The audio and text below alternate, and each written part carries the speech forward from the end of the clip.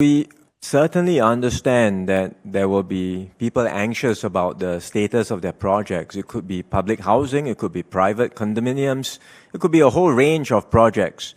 So there will be some prioritization. We will certainly take into account these considerations when we prioritize the projects, their criticality, the time sensitivity, whether or not, for example, there are safety considerations in that the work has to start sooner. So there will be a whole range of considerations when we start looking at which ones to prioritize. But as I said, the one important criteria is the readiness of the construction of that particular contractor and all the subcontractors associated with that project, whether they are ready with and able to implement all the safe management practices we require of them for their workers' housing, for their workers' transportation, and for the work sites itself.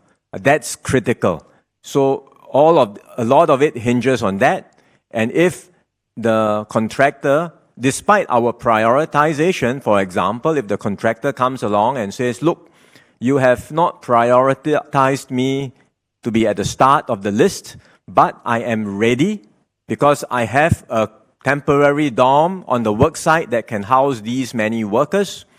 I am ready with all the precautions that you have required in your checklist. I tick all the boxes and I can show you. Then we will certainly be prepared for that particular contractor to start work as well. Perhaps let me add to say that to explain why safe working is very critical. Because if we allow the projects to start without putting in place adequate precautions, you are going to see cases emerging from the work site and maybe even clusters forming. And when that happens, we would have no choice but to shut down the work site. So it is better for us to be careful, to start gradually, to start from a cautious approach, to make sure that we are able to introduce safe working environment for workers as well as work sites.